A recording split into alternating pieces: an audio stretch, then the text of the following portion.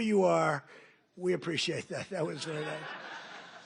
But I want to thank, as you know, the famous Sundar and Sergey Brin.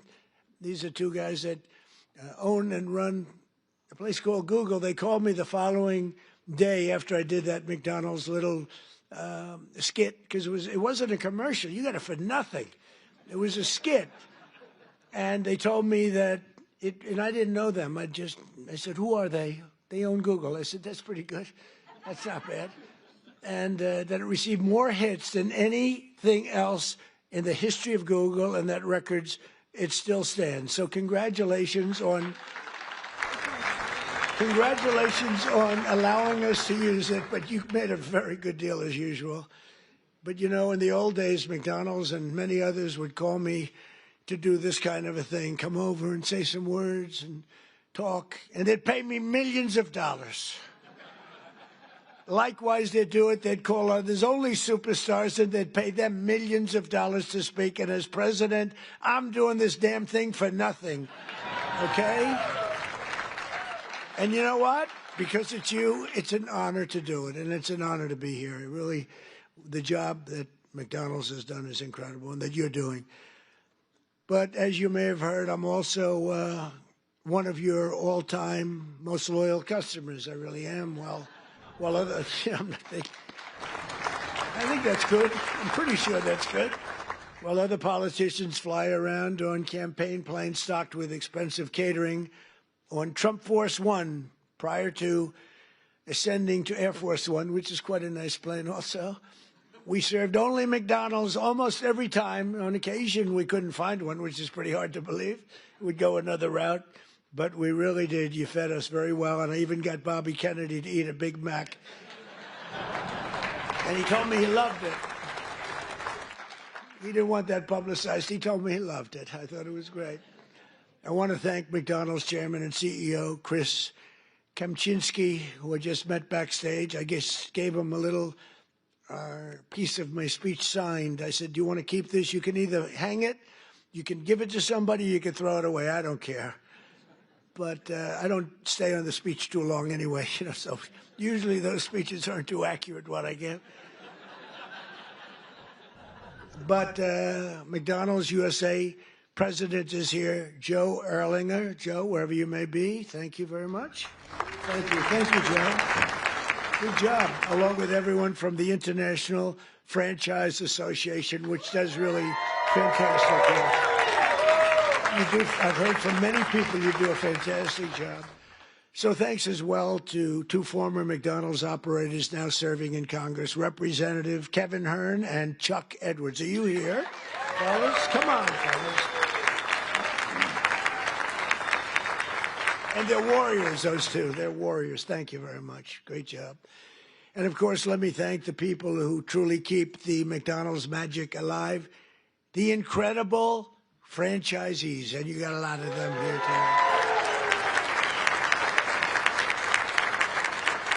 Yeah, and you're the heart and soul, and they would tell you that all the time. They tell me that.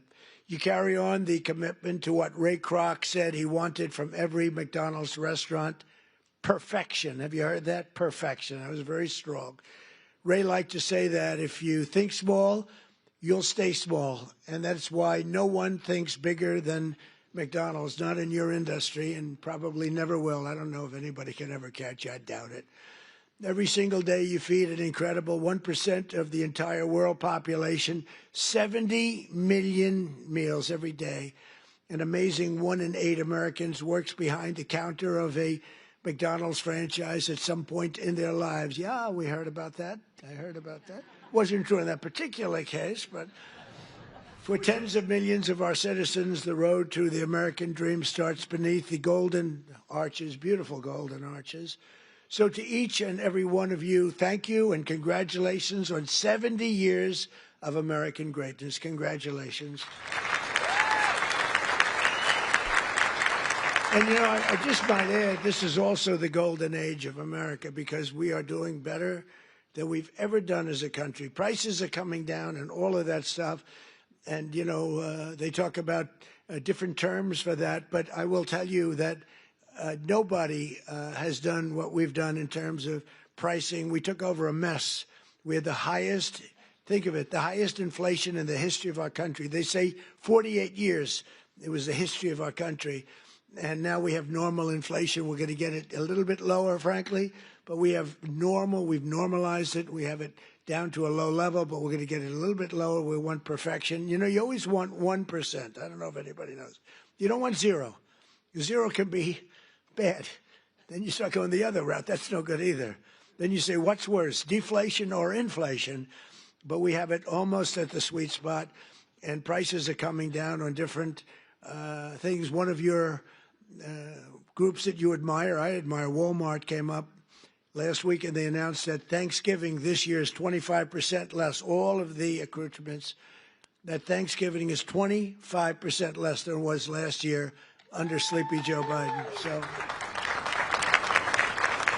that's a big statement, and others have followed up by saying just about that.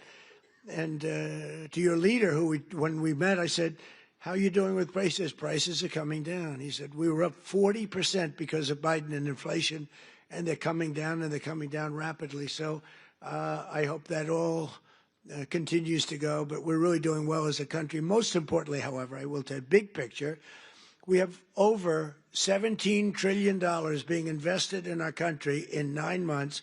It's now just about ready to crack 18, and by the end of 1 year, we will have about $20 to $21 trillion invested in our country.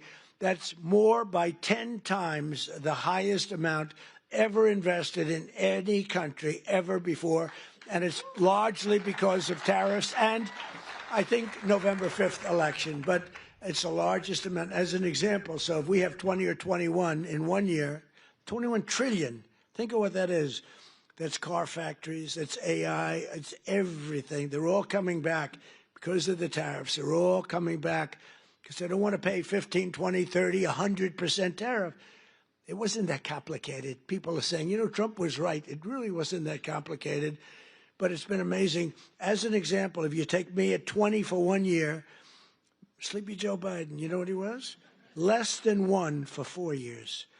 And if they got elected, they would have been at -10 because people were moving out of the country in record numbers, and welfare and other charges were increasing at levels that nobody has ever seen before. So you would have had double and maybe 50%, maybe literally more than they've ever seen. Welfare was going up. Everything was going up. Government jobs were going up. Real jobs were going down. So you would have had that catastrophe, and on top of it, instead of 20 trillion coming in, you would have had 10 trillion leaving our country. In other words, you would have had a catastrophe. You probably would have had a bankrupt country. You are so damn lucky that I won that election. I'm telling you. It's actually true. I hope the press covers that. You know. Sometimes he got up and he ranted and raved and bragged. I don't brag. I just give you the facts. It's true. But those in this room know the people of our country better than anybody. And before the sun rises, you're up serving hot coffee to construction workers, nurses, and police officers on the way to the job. In the evening, you stand ready with the fast dinner and a smile for busy moms and their children as they race from school to soccer practice. Really is. It's Americana. And late at night, your lights are often the only ones still glowing when the long-haul trucker pulls up for a good meal and a best Coca-Cola in America. Best Coca-Cola. Whoa. And I'll bet they use real sugar in your Coca-Cola. You know, they didn't in the United States. I said to the head of Coca-Cola, you got to go to sugar. They do in other countries. And you know what? They went to sugar. Isn't that nice? I said, you got to go to sugar. Just like I said, why is the Gulf of Mexico called the Gulf of Mexico? I said, we're changing the name. And now it's the Gulf of America. It has nothing to do with McDonald's, but maybe it does, because it's very nice cycle. We have 92% of the shoreline. They have 8%. I wouldn't say I made a lot of friends in Mexico, but they still like me. Wasn't that a good change? Seriously, wasn't that beautiful? And it was done in an instant. You know, it's like, normally you think a thing like that would take years. This took like 10 minutes? I asked somebody, good lawyers in my office, I said, would I be able to change the Gulf of Mexico? Is that possible to the Gulf? Sir, it's been that way for 350 years. You know, they were here 100 years before us. We're 250, they were 350.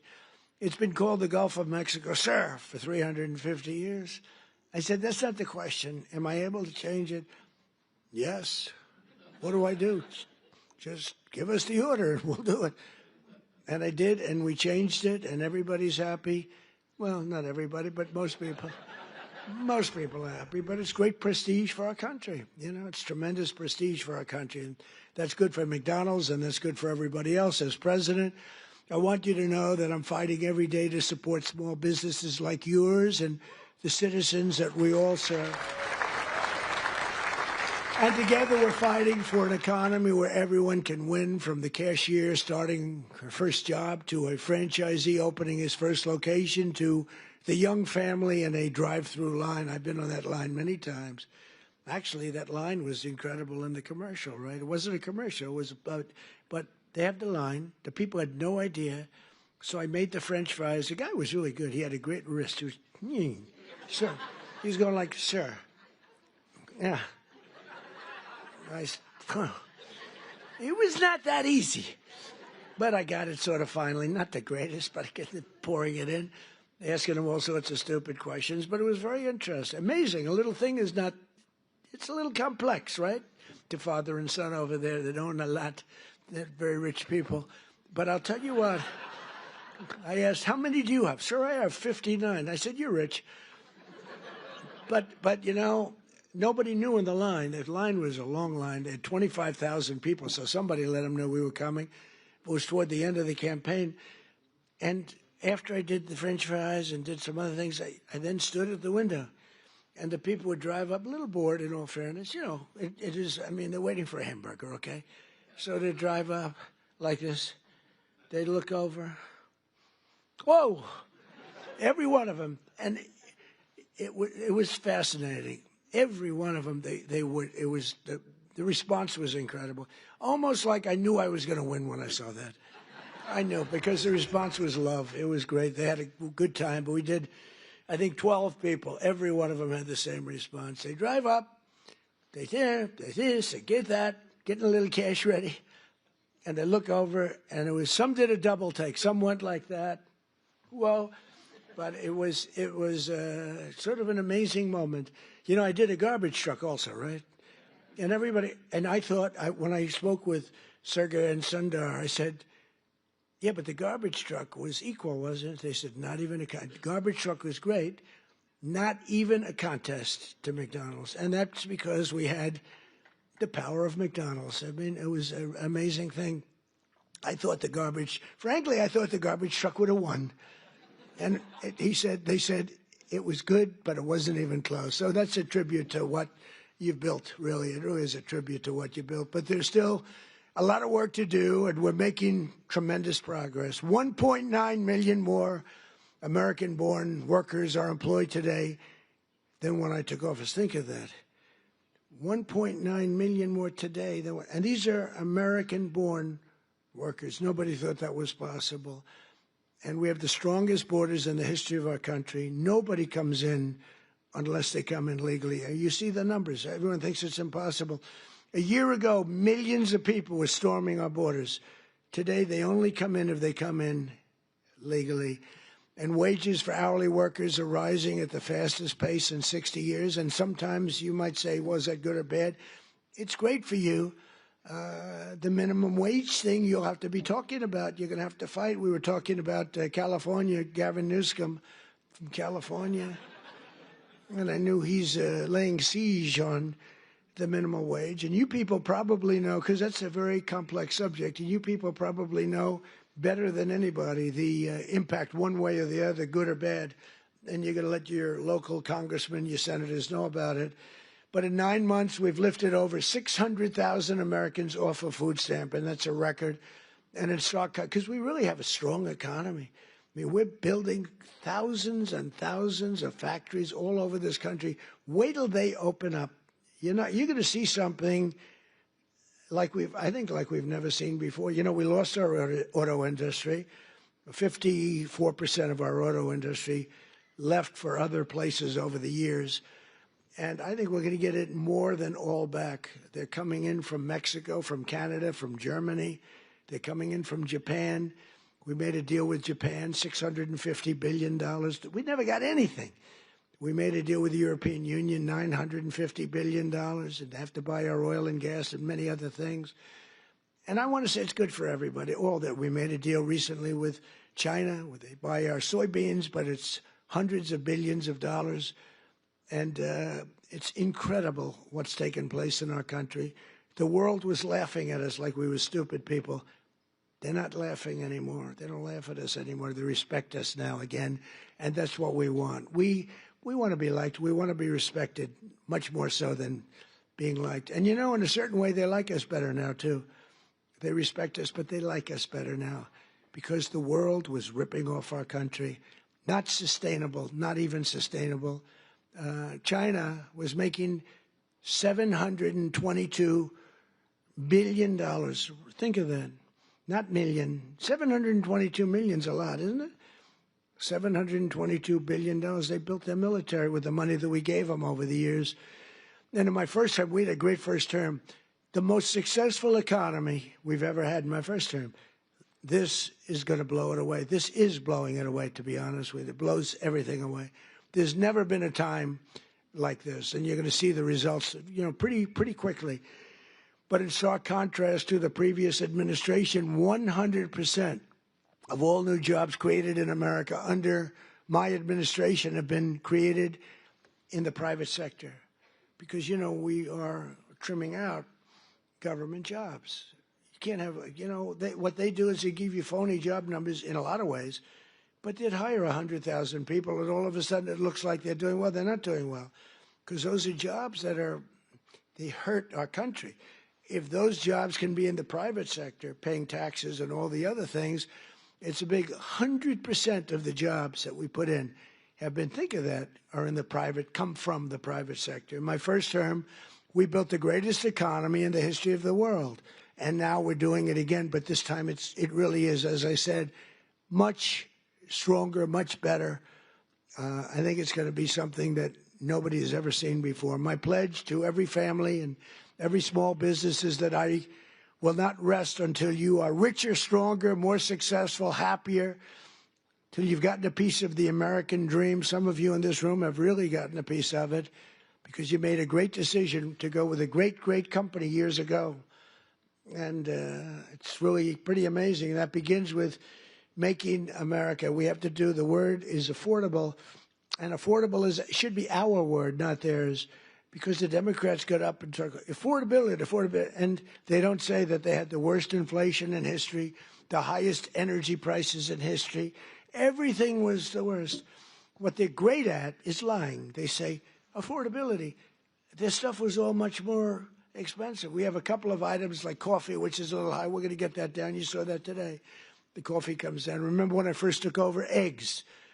My third day in office, I have a news conference, and the fake news media was screaming at me, Mr. Congressman, about eggs. Remember that? I'm standing there very innocent. Oh, hello. Do you have any questions? What about eggs? What about them? They're up 4 times. I said, look, I just got here. I'm sorry.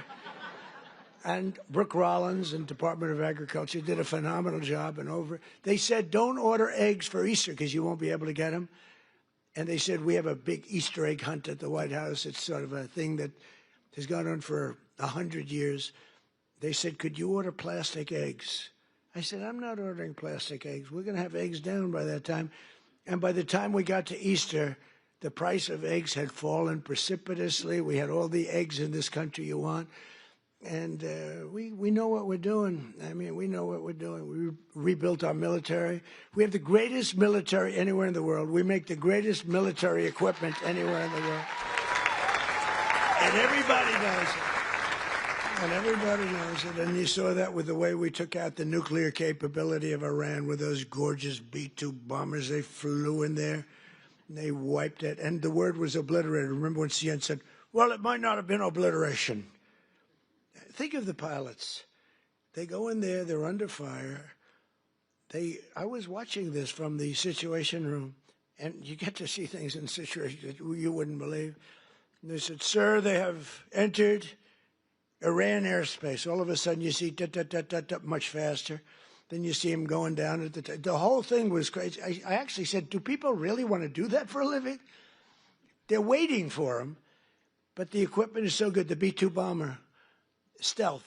They never saw them. They never saw them. I mean, it's the most amazing thing. And I honored the pilots at the White House. I had them brought in, along with mechanics and a lot of other people. We brought them to the White House to give a little celebration because they flew 37 hours flawlessly. Now compare that to the Jimmy Carter Iran situation with the helicopters crashing and the this and the, oh, what a horror, and the hostages. And I said, we can't let that happen, but we have a great team. General Raisin Kane is unbelievable. The whole group is unbelievable. And they went in, and I brought them into the White House, and I brought them then into the Oval Office, the pilots. And we met them, all handsome. They look like Tom Cruise. They really do. I don't want to be a wise guy and say, but taller. I'm not going to say that. No, they're perfect specimens. I mean, these guys are like from a movie. I could take everyone, put them in a movie. And I said to him, "So what's the story with that raid? Did you expect?" Because you remember I pulled it back because I saw reporting that we're going to be leaving at a certain time. And I said to the general, "Is that not good that they think that?" And they sort of got it right. They saw a lot of activity. Actually, you know why? They saw one of the things. They saw a lot of unbelievable activity going on at the McDonald's next to the base where they take off. The McDonald's was doing 5 times. They were going crazy. So they say, there's something going on over there. The biggest activity that McDonald's had ever had. And it was a nice story, how well it's doing. But that was not a good story for us. So I canceled it and then I announced we're canceling it. And the pilots said they were devastated. Then I put it back at the exact same time because that was the only time they weren't thinking would happen. And we left exactly in time, but that was after canceling it 2 days before. And then we put it right back in the exact same slot. And we had identical planes, the B-2s, flying four of them, flying into Guam. And they thought that was the attack team. And they were watching those planes in Guam, going to Guam, and that was not the planes that we had. But think of it, they flew both ways 37 hours without a sputtering of a bad engine, without any problem. But they got in and they said they have entered Iran airspace and the enemy's waiting for them. And they dropped the bombs. They hit every chute. You know, they have air chutes.